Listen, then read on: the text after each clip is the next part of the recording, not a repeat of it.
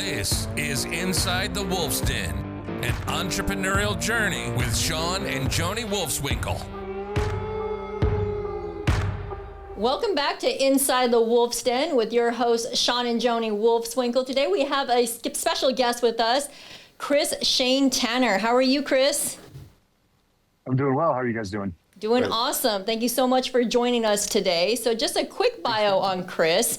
Chris Shane Tanner is a highly accomplished war veteran, devoted husband and father, and a premier real estate broker serving Albuquerque.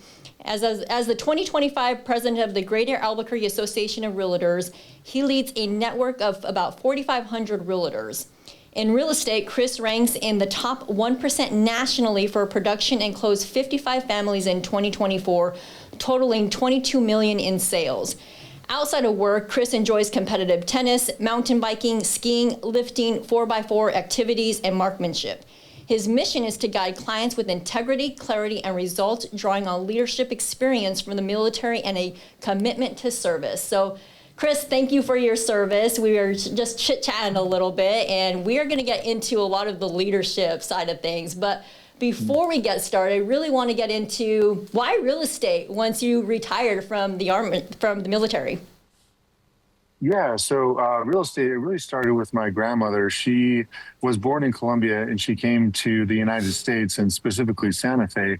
And when she got here, she saw that there was a lot more opportunity for people to own real estate. So she started investing in owning multiple properties. And I think at one point she had probably about 20 different investment properties in different states. And so she did really well with that. All the while she was running a drapery business in Santa Fe. So that was kind of an inspiration for me. And it was somewhat coincidental because my wife was going to get her license. And then we had to put that on pause because we had twin daughters. Oh, wow. And then I just ended up getting my license. So it kind of went from there. And that was about 9 years ago. Awesome. So do you currently work with your wife? Yes. Yeah. So we have, super cool. She and I work really well together and we kind of balance each other out. And then we've got a team. We've got 8 other brokers as well that we're trying to like guide and mentor. Nice. So we'll have to maybe get into a little bit of that because Shawn and I also work together and that can have some challenges within itself as well, right? And so how to balance some of that is will be interesting to hear your take. Yeah, she's always right. So it's just let's just clear the air here. No, again, we appreciate your service and all you do to keep this country safe. So we just want to get into it. So some of now that you've been on the president with GAAR, tell us what's some of the top priorities for GAAR. What were they for this year, and then what are you looking at for next year? Because I know you were in a strategy planning session as well for next year. Yeah, absolutely. So we have GAAR and Southwest MLS. So there's an association side and then the MLS side. Fortunately, I was able to help on the strategic plan for both the association and the MLS. So that's really nice. And that just kind of helps give us a guide and a foundation going forward and some goals.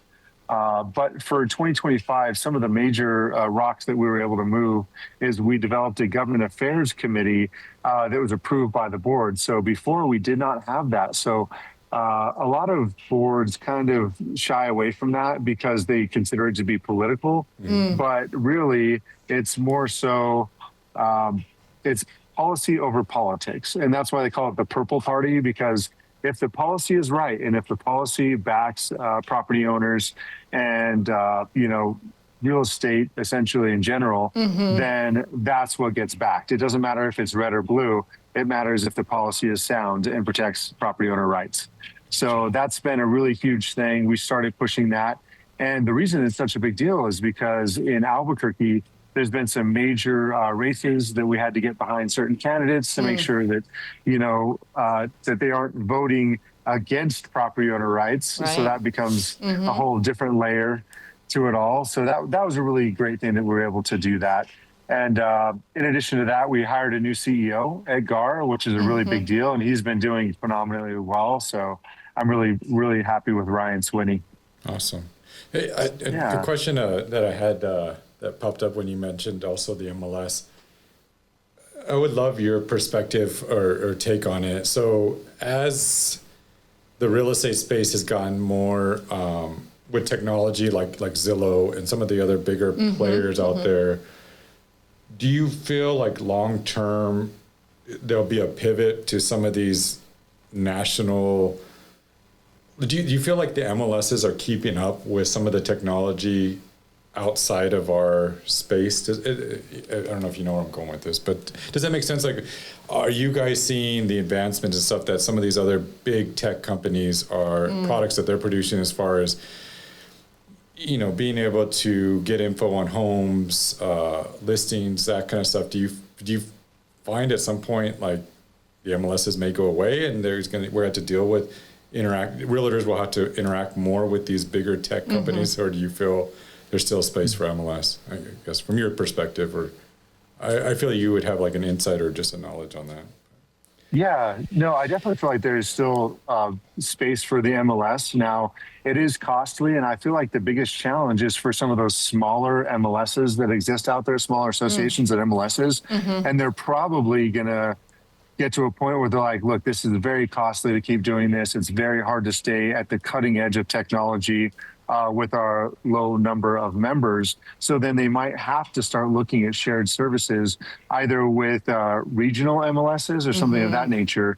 But even if you look at Santa Fe and Albuquerque, they're entirely different MLSs. They're entirely different platforms, software platforms as well. So we have Flex MLS in Albuquerque, and they're using Matrix up in Santa Fe. So even though we're that close, there's still some definite defining lines between the two. And I feel like that will probably maintain for the foreseeable future, at least in New Mexico. Now, there's some different things that are occurring nationally, which you guys know about, where people are somewhat separating the association and the MLS, and the MLS is acting on its own, where currently GAAR is a nonprofit and Southwest MLS is a for-profit entity that's it's a company that GAAR owns essentially. So Gotcha. It's interesting. Yeah, Makes sense.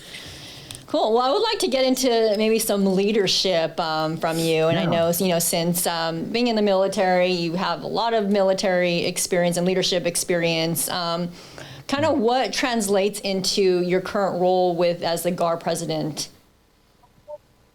Yeah, so it's not a direct translation, sadly. So in the military, because I said so is generally a good enough reason, right? When it comes to hierarchy and leadership and things like that. So in the civilian world, it's very different. So people have different expectations and they have different requirements for the level of knowledge that's shared with them before they buy into a new idea. So that's been an adjustment. And I went through a lot of different leadership schools in the Air Force. So they essentially train us in a certain way. So I've had to really grow outside that and think outside the box when it came to my leadership and my openness to other folks. So nice. How have you, because you were a first sergeant, right, in the military from, I think, 2003 to 23, and then you were also deployed in Iraq. What some of those experiences shape your leadership philosophy when it comes to business? Yeah, and I'll tell you, I think the thing that has helped me the most, because I had a couple jobs in the Air Force. One was a weapons loader on the F-16.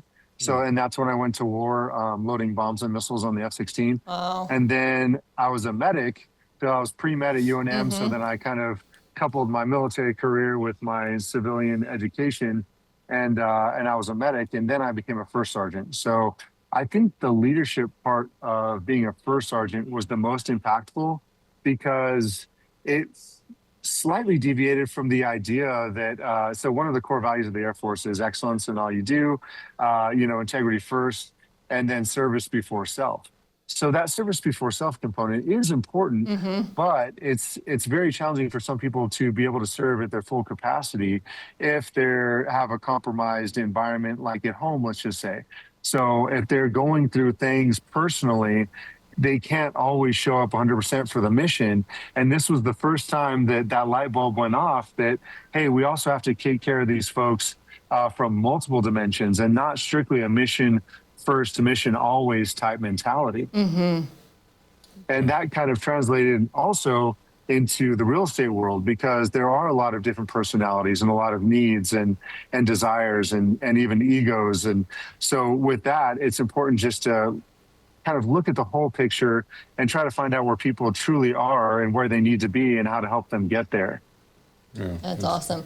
Well, I got to stay on this podcast, Go Lobos, because we're also UNM alumni. So, so let's get into some of the real estate and market insights. So, Chris, you rank in the top 1% nationally for production and closed 55 families, totaling 22 million in 2024. What practices or mindset drive that level of performance? You know, honestly, it's so embedded in your why. So if your why is to just make a bunch of money, and that's a pretty weak why. There's nothing tying you to it long term, and it's not very impactful. So your why is very important. And for me, it's servitude. So even when I was in the military, there's a servitude aspect. When I was pursuing going into the medical field and becoming a doctor, there's a servitude aspect. And even now in taking care of families and clients, there's that same servitude that kind of connects everything. So for me, it's just a different flavor of the same thing. You know, it's all pretty much tied to the reason that we do anything, which for me is servitude. And I feel like that's one of my major reasons for existing is to serve others and help. I love that. I mean, you serving in the community, I mean, that just returns back to you with clients. I mean, they're going to keep coming back to you because you serve their needs, right? Which, what advice would you give to other real estate agents, maybe that are new to the industry coming in? What advice would you give to them as they're starting their career in real estate? I'd say find a system that works well for you. I absolutely love Ninja Selling, and it's based in Fort Collins, right? So they've got, with the group up there, that's their brokerage. But I just feel like it's such a wonderful way to do it because it takes all the sales away from it, and it's all about pushing your value and showing your clients your value consistently, and then it all comes back around. So I really like that mentality because it takes the edge of being a salesperson or that salesy, what can I get type mentality. It's more so, what can I give? Right. That's awesome. Love that. Yeah. I found that like success has a lot to do with your daily habits. And rituals. So can you share, maybe, do you have a, because I think a lot of times, especially with realtors, like it's a lot about, it's what you do when nobody's looking, or nobody's watching. That daily habit is what creates success over time. Can you share some of yours or some things that you do that maybe translates into your success? Yeah, absolutely. So when it comes to my personal business success, I follow something called the Ninja 9, which again is from the Ninja Selling system. So in the morning, first thing you get up and do is I'll get up at 5:30 on a perfect day and do gratitudes and affirmations. So my gratitudes essentially look like just saying a prayer and just thanking God for everything that He's provided to us. My affirmations, essentially I keep the same one throughout the year. So it's like, I find peace through God serving 100 or more families in 2026. So that's my affirmation that I write out 25 times, and it has to be meaningful and kind of touch your why, of course. So there's that. And then you go through your Ninja notes. You write 2 notes to people. It doesn't have anything to do with real estate. It's just kind of connecting with people and just reminding them that you care about them and that you want to be there in their lives, essentially. And then you go through your hot list, your warm list, So there's definitely a set template of what should be done, at least according to the Ninja Selling system. That's cool. Yeah. That is cool. Yeah. That's great value there. So getting into the saucy stuff or juicy, like working with your spouse. Tell us, what's the secret sauce between working with your spouse? Yeah, so I had to very quickly learn that, one, she's not one of my airmen, which is, so there's that. And then Two, that we're different. I should not try to turn her into like a mini version of Shane. She needs to be Genevieve because she has her own unique and special characteristics that allow her to thrive. And I have my own set, and they don't have to overlap. You know, we can operate in our own lanes and still be highly effective. So that has been something that I've really been trying to focus on. Yeah. Love that. Any tips for couples working together? Yeah, I'd say, I think that probably most people will say, you need to be more like me. And that's kind of their focus. And that's where most of the challenges can start occurring. So I would say just stay open-minded and try to leverage the characteristics that the other person naturally expresses. So if they're kind and loving and nurturing, wonderful, leverage those, and you can be the analytical person. So whatever that is, just have them operate in that proper lane, and everyone will be able to, I think, appreciate it a lot more in the end. Yeah. I love that. That's great. Cool. Did any challenges that you had to overcome in 2025? Is there one that maybe comes to mind particular and how you overcame that? Yeah. Let's see. You're like tons. Let me pick Man, one. I know. Yeah, one of the major ones was to somehow commit to leadership at a very high level and not lose production, not lose that production edge, because a lot of folks who are in leadership are kind of towards the tail end of their career, and they're not like top 1% or even top 5% producers. That's really not a normal thing. So I had to say, okay, how am I going to put the processes and the systems in place so that I can continue this level of production and then also fulfill my duties as a real estate leader? How do you do that? How do you stay resilient? How do you maintain that high production year over year? Is it something maybe from the military? Yeah. I'm assuming that you gained some of those skills. But.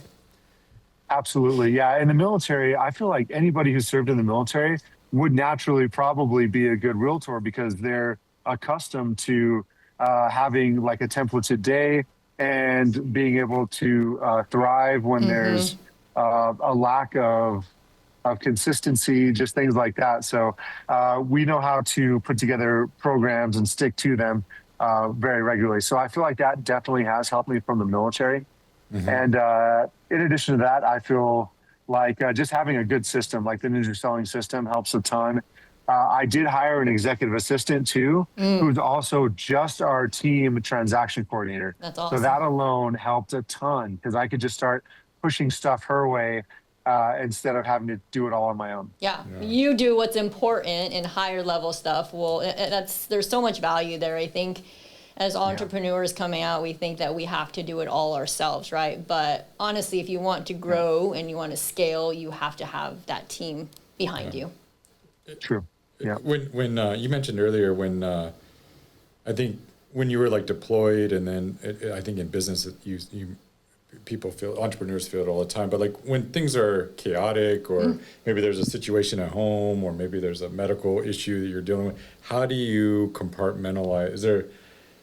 How do you find that you deal with handling what you need to handle? Like, when you're the president, you have your own brokerage, you're all those things, but then maybe there's some chaotic thing in your life that you're having to also deal with. How do you compartmentalize all that? And you still have to go home and be dad and husband, right? Yeah. All of it. Is there any key takeaways that you have to share that helps you do that?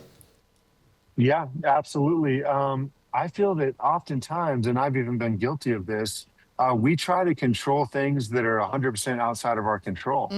So that alone will kill so much of your time and your effective time, really. So just realize, okay, here's the situation.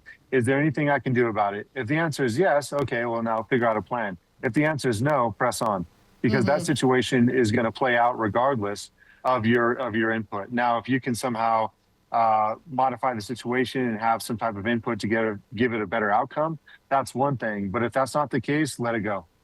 And being okay to just let things go relieves a lot of stress. Yeah. You say, hey, it's gonna happen the way it's gonna happen regardless. So yeah, love that. That's good. So, Chris, wrapping up here, but one question we always ask our guests on the show, if you could go back in your early 20s, what advice would you give yourself? Okay, early 20s, so newer in the military. I would probably say, and this is just, I'm big into my faith and stuff like that. So I would say finding God sooner and making that a primary driver in my life I would definitely say that. Secondarily, invest in Bitcoin. And then let's see, third one is, so when I was younger, I always had a template for how I thought life was supposed to be. So if it didn't go that way, I assumed it was totally wrong. And now I've got a little bit more, hopefully, wisdom maybe. And things won't always, play out the way that you think they're supposed to, and that's okay. As long as you have a plan to deviate from, then that's great. Expect the deviations along the way, but it won't always go according to plan. So I learned that big time when I didn't end up going to med school. So yeah, love that. Yeah. How do you balance being a devoted husband, father, and then your leadership roles? How do you balance it all? Yeah, that's a tough one. Finding balance in general as a realtor can be extremely tough. Yeah. So I think what I do is the things that I enjoy doing, my daughters and my wife enjoy doing as well. So we kickbox competitively, we ski. Cool. Yeah, we play tennis. They just got into archery, so we do that. Pretty much everything that we do it as a family. So it's not me taking time away from the family to fulfill my hobby needs. It's us spending time together, which I really love. Yeah, that's awesome and important. Yeah.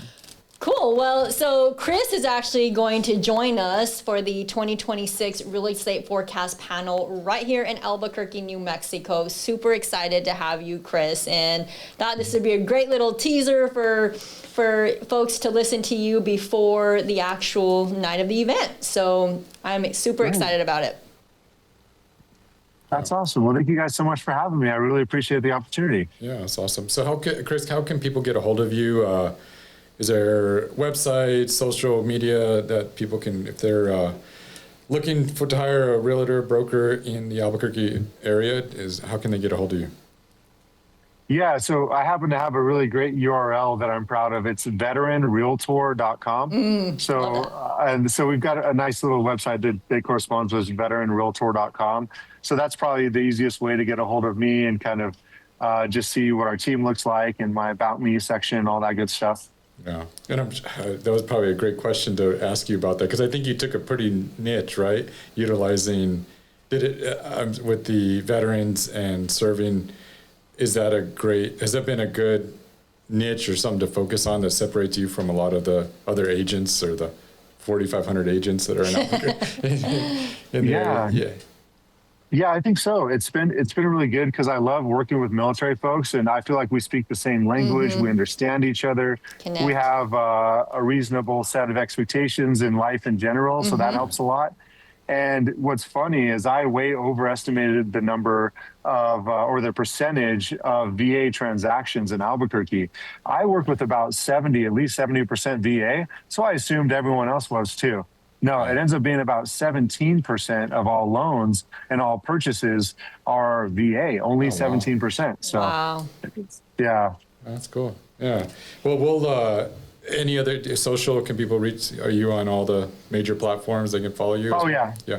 Cool. Yeah, definitely. I'm on TikTok, Instagram, Facebook, of course. So all of that.